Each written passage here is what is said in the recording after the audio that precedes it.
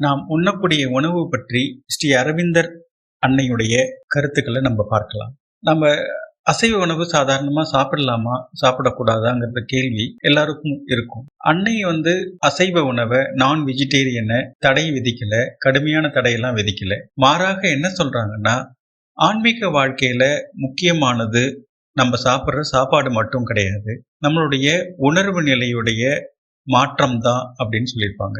உணர்வு நிலைன்னு சொல்லும் பொழுது கான்சியஸ்னஸ் சொல்லக்கூடிய நம்முடைய உணர்வு நிலை தான், அதோடைய மாற்றம் தான் முக்கியமே தவிர என்ன சாப்பிட்றோங்கிறது முக்கியம் கிடையாதுன்னு சொல்றாங்க. பொதுவா சொல்லும் பொழுது ஆன்மீக வாழ்க்கைக்கு சைவ உணவு பொதுவா ஏற்றது அப்படிங்கிற கருத்தையும் சொல்லியிருக்காங்க. Vegetarian food is certainly preferable for those who want to lead a spiritual life அப்படின்னு சொல்லியிருக்காங்க.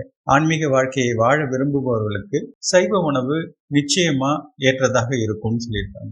அன்னைக்கு சொல்றது என்னன்னா, சைவ உணவு நம்முடைய உடலையும் நம்முடைய உணர்வு தளத்தையும் அமைதியாக வச்சிருக்க அது உதவும், சாத்வீகமா வச்சுக்க அது உதவுங்கிறதுனால, அதனால என்னன்னா நம்மளால தியானம், ஜபம், நம்ம இன்வர்டா உள்முகமா அகமுகமா நோக்கிய வாழ்க்கைக்கு, உள்முக வாழ்க்கைக்கு அது சாதகமா அமையுங்கிறதுனால சைவ உணவு பொதுவா ஏற்றதுன்னு சொல்லியிருப்பாங்க. அடுத்ததா சொல்லும் பொழுது நான் வெஜிடேரியன் அசைவம் சாப்பிட்றது பாவம் இல்லை அப்படின்னு சொல்லிட்டு அன்னை எப்பயுமே அசைவம் சாப்பிட்றது பாவம்னு சொன்னதில்லை. அது அவர் என்ன வலியுறுத்தினாங்கன்னா, உணவு முறையை மாற்றுவதனால, நான் வெஜிடேரியன்லேருந்து வெஜிடேரியன் மாறுறதுனால ஒருத்தர் ஆன்மீகவாதியா மாறுவதில்லை.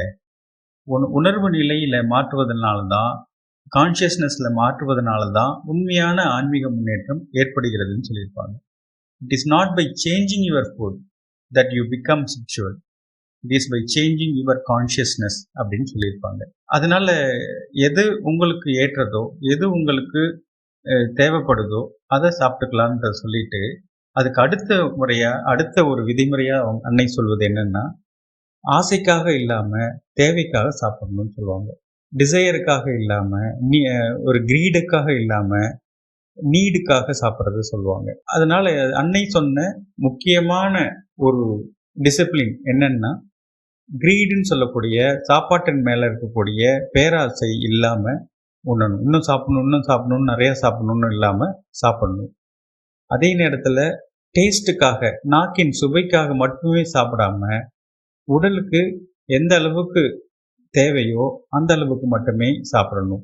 நம்ம மரபுல கூட நம்முடைய உணவு பழக்கத்தை பத்தி அருட்பிரகாச வல்லாரும் நிறைய சொல்லியிருக்காங்க. அதனால நமக்கு தெரியும் எவ்வளவு சாப்பிடணும், அரை வயிறு சாப்பிடணும், இந்த மாதிரியான இந்த உணவு விதிகள்லாம் வள்ளலார் புத்தகத்துல பார்த்தாலும் உங்களுக்கு கிடைக்கும். அன்னை சொல்வதும் அதுதான், உடலுக்கு தேவையான அளவு மட்டும்தான் சாப்பிடணும். அதே நேரத்துல இறைவனுடைய அருளா நம்ம சாப்பிடக்கூடிய உணவை நன்றியோட ஏற்கணும்னு சொல்றாங்க. அப்போ நம்ம மரபுல உண்டு, சாப்பிட்றதுக்கு முன்னாடி கொஞ்சம் ப்ரே பண்ணிட்டு தான் நம்ம சாப்பிடுவோம். அதனால அந்த இறைவனுக்கு செலுத்த ஒரு நன்றியா சேர்த்து சாப்பிடணும், ஆசைக்காக இல்லாம தேவைக்காக சாப்பிடணுங்கிறது சொல்றாங்க. அப்போ தேவை எது அப்படின்னு பண்ணும்போது அடுத்த விதியா அவங்க சொல்லும் பொழுது, உடலுடைய தேவை அறிந்து உண்ண வேண்டும் அப்படின்னு சொல்லியிருப்பாங்க. அப்போ இது ஒருத்தருக்கொத்தர் மாறுபடும். 2 இட்லி சாப்பிடலாமா, 4 இட்லி சாப்பிடலாமாங்கிறது அவங்கவுங்களுடைய உடல் அமைப்பை பொறுத்து மாறுபடும். இது எல்லாருக்குமான ஒரே விதின்னு நம்ம சொல்ல முடியாது.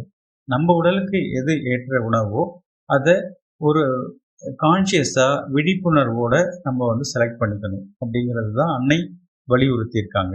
அடுத்ததா என்ன சொல்றது, இதுதான் முக்கியமான விஷயம் என்னன்னா, நம்ம ஆன்மீகத்துல வளர்ச்சி அடைய முன்னேற உணவு பழக்கமும் இயல்பா மாற ஆரம்பிக்கும். ஒரு உண்மையா ஆன்மீக முன்னேற்றத்தை அடையும் பொழுது சில உணவுகள் மீது இருக்கக்கூடிய ஒரு அட்ராக்ஷன், ஒரு ஈர்ப்பு தானாவே குறைய ஆரம்பிச்சு.